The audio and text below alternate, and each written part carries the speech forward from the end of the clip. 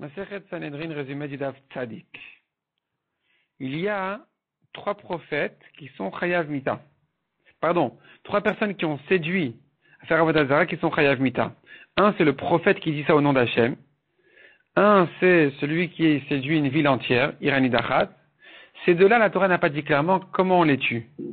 Le troisième, c'est un Messite, un homme qui a séduit un particulier. Un homme simple, pas prophète, qui a séduit un particulier. Sur lui, dit la Torah qu'il a en ce qu'il a. Qu'est-ce qu'il en est des deux autres? Selon Rachamim, on les compare à ce troisième. Les deux premiers sont aussi en ce qu'il a. Il y a une Gzera Shava. Selon Rabbi Shimon, non, on les compare pas. Au contraire, ils sont les deux en Chenek. Dans un, c'est écrit dans la Torah, il va mourir, donc il s'agit de Chenek, parce que mort tout court, c'est Chenek dans la Torah. Et le deuxième, il est comparé à celui-ci. Donc finalement, les deux premiers sont en Chenek. Et le troisième, qui est un simple, qui a séduit un particulier, il est lui seul en ce qu'il a. La Gemara vient là-dessus, sur cette machloquette, ramène une machloquette entre les Amoraïm. Sur quel cas exactement se situe cette machloquette? Tout le monde est d'accord que la machloquette, elle est concernant l'Avodah Zara déjà. Concernant l'Avodah Zara, donc un prophète qui vient annuler la mitzvah d'Avodah Zara entièrement ou même partiellement. Machloquette, est-ce que ce prophète-là, il vient au nom d'Hachem, est-ce qu'il est chayav skila ou chenek? Tout le monde est d'accord aussi que celui qui ne vient qu'annuler une partie d'une autre mitzvah que Avodah Zara, tout le monde est d'accord qu'il est pas tour. Il y a cependant une machloquette entre les Amoraïm concernant celui qui vient annuler une mitzvah entière de la Torah qui n'est pas une mitzvah d'Avodah Zara.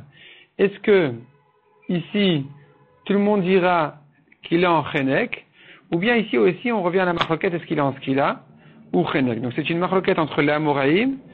Est-ce que la machloquette de Rabbi Shimon et les Chachamim se situe sur une autre mitzvah qu'Avodah Zara aussi?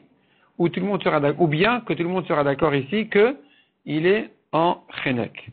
La Gemara ramène là-dessus une braïta qui est interprétée selon Abaye et Rava, chacun à sa manière. Chacun interprète la braïta à sa manière, comme on a dit donc la discussion d'Amoraïm et la machloquette des Tanaïm. La Gemara dit tout ce qu'un prophète te dit de faire, même contre la Torah, tu dois l'entendre si c'est que en tant que Hora'at Shara, il vient te dire de faire maintenant une Avera, exceptionnellement.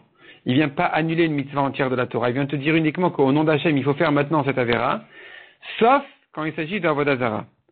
Et l'Avodah Zara, même un prophète qui te fait des grands miracles, tu n'as pas le droit de l'écouter quand il vient te dire au nom d'Hachem de faire Avodah Zara même une fois exceptionnellement. La Gemara ensuite revient à la halakha de la Mishnah qui disait les faux témoins concernant la fille Cohen, elle est en Srefa, elle aurait été en Srefa d'après eux, mais puisqu'ils ont menti, donc elle n'est bien sûr pas en Srefa, mais eux, on va pas leur appliquer la mort de la fille Cohen, on va leur appliquer la mort de celui qui est allé avec la fille Cohen d'après eux, qui lui n'est pas en Srefa, il est en Chenek, et eux aussi donc seront en Chenek. Et on commence le 11e et dernier pérec de la Masechet. La Mishnah bien connue. Et là, on va rentrer dans un pérec qui est un pérec pratiquement entièrement de Haggadot. Et la Mishnah qui commence par la Mishnah bien connue qui dit Kol Israël Eshlaim Chelek L'Olam Haba. Donc, suite aux 4 mitzvot Bedin que nous avons appris jusqu'à présent, la Mishnah conclut, elle dit en fait, tout Israël ont un Chelek L'Olam Haba, même les Rechaïm qui sont morts, au Bedin, ils ont un Chelek L'Olam Haba, ils n'ont pas perdu leur Olam Haba. Sauf quelques exceptions qui, eux, ont perdu leur Olam Haba. Celui qui ne croit pas en Triyat HaMetim de la Torah. Il dit non, il n'y a pas dans la Torah, ça on parle pas de Triyat, il n'y a pas écrit Triyat HaMetim dans la Torah. Les morts ne vont pas revivre d'après la Torah. Deuxième, celui qui dit la Torah n'est pas du ciel. Troisième, c'est l'apikoros, on verra dans la Gemara ce que c'est. Quatrième, Rabbi Akiva dit celui qui lit dans des livres de Chol, on verra dans la Gemara de quoi il s'agit. Cinquième, c'est celui qui pense se guérir en prononçant un pasouk, qui aurait comme particularité surnaturelle de le guérir d'après lui.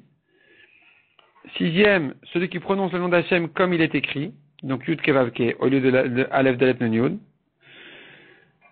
Et la Mishnah dit là-dessus encore. La Mishnah a dit ensuite, il y a 3 rois qui ont perdu leur Chelek L'Olam Haba qui sont Yarovam ben Nevat, Achav et Menaché, qui étaient des rois qui ont fait fauter le peuple. 4. Selon Rabbi Yehuda, Menaché a 8 récupéré son Olam Haba en faisant tchouva. Et 4 hommes simples qui ont perdu leur Olam Haba qui sont chez les Goïm Bilam, Et chez les Juifs, Doeg à Achitophel, qui étaient donc les ennemis de David, juifs, et qui étaient des très grands en Torah d'ailleurs, et Gehazi, le serviteur du prophète Elisha. La Gemara dit pourquoi est-ce que celui qui nie la Triat Ametim a perdu son Chelek Olam Haba? Parce que toutes les mesures d'Akadosh Baruch Hu sont mesure pour mesure. Donc puisque lui n'y croit pas, il ne vivra pas non plus lui-même. La Gemara ramène là-dessus une preuve dans les Psukim, comme quoi celui qui ne croyait pas à ce que disait le prophète qu'il y aura une grande abondance alors qu'on est en pleine famine, eh bien, n'en a pas profité lui-même. Au contraire, il a été écrasé là-bas, piétiné, il est mort sans pouvoir profiter. Donc tu vois que c'est mesure pour mesure. La Gemara ramène encore plusieurs preuves dans les psukim, qui certains sont un peu repoussés, ou d'autres qui ne sont pas entièrement vraiment repoussés, ou d'autres qui sont vraiment maintenus. Comme quoi, on voit dans les psukim un remède pour Triat Ametim. Un pasouk, c'est concernant Aaron à Cohen, la Torah dit, vous donnerez la trouma à Aaron, alors que Aaron était dans le désert. Donc comment il peut recevoir la trouma en Israël, si ce n'est qu'il va revivre? La Gemara repousse en disant, non, si on vient comparer ici, le Cohen qui mérite la trouma doit être un Cohen qui ressemble à Aaron, c'est-à-dire un Cohen Talmid Chacham. De là, on apprend, il est interdit de donner la trouma à un Cohen Amaharet, la Gemara se prolonge là-dessus. La Gemara ensuite ramène encore d'autres preuves sur Triat Ametim. On voit un pasuk qui dit Hachem a dit à Moshe, d'ailleurs, j'ai juré à Avraham, Yitzhak, Yaakov de leur donner la terre. C'est pas écrit de vous donner, c'est écrit de leur donner. Tu vois de là Triat Ametim. La Gemara ramène encore, selon Rabban Gamliel, des psukim dans la Torah Nevim et Ktuvim, qui prouvent la Triat Ametim. Hachem dit à Moshe, te voici mourir et relever. La Gemara dit, mais relever, ça pourrait se rapporter sur la suite du pasuk qui dit, va se lever ce peuple-là pour faire Avodah Zarah après ta mort. Donc, on n'a pas de preuve que le va se lever, c'est sur toi-même, qui voudrait dire Triat Ametim, ça pourrait se rapporter sur la fin du pasuk qui viendrait annoncer qu'ils vont faire Avodah Zarah. La Gemara dit cependant, tu verrais de là au moins, que Akadosh Baruch Hu, il connaît le futur. Un pasuk dans la Nevim qui dit clairement qu'il y aura Triat Ametim, il est repoussé en disant peut-être qu'il s'agit des morts que Yechezkel a fait revivre. Troisième pasuk, c'est un pasuk dans Shir HaShirim, donc dans les Ktuvim, qui dit Dovev Sifte Yeshenim, c'est un vin qui va faire parler les morts. Donc ils vont vivre. La Gemara dit non, il s'agit de quelqu'un au nom de qui on dit une halacha, et donc c'est considéré comme si ses lèvres parlaient dans sa tombe, parce qu'il profite de la halacha qu'on dit en son nom à ce moment-là. Donc tu n'as pas de preuve de là pour Triat Ametim.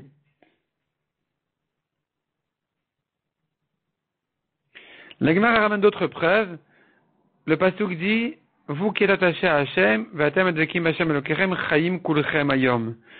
êtes tous vivants comme aujourd'hui. Vous êtes tous vivants de la même manière pour le Olam Haba.